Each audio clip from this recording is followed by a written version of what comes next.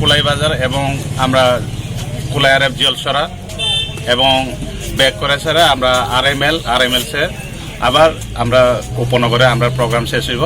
আমরা আজকে আমরা মূল বিষয় হয়েছে 2020 নভেম্বর 21 তারিখে আমরা বিশ্বজিৎ দেববর্মা একটা কর্মচারী একটা আরক্ষা দপ্তর ডিপার্টমেন্টে থেকে থাকে সারা দিনকালে কোনো সময় এভাবে ইতিহাস দেখেনি। আমরা কুত্তা ছাগলরে যেভাবে অতটুক মারে না, আমরা মানুষে দিনের কালে একেবারে হত্যা করেছি।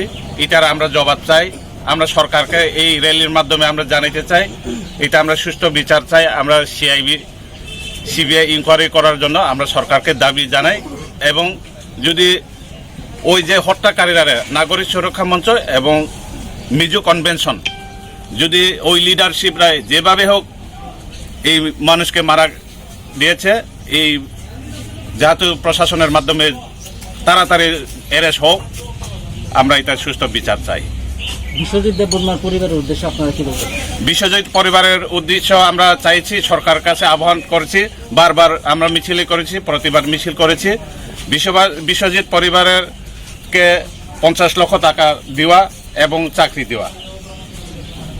এই যদি না হয় আমরা বৃহত্তর আন্দোলন আরো শুরু করে যাচ্ছি।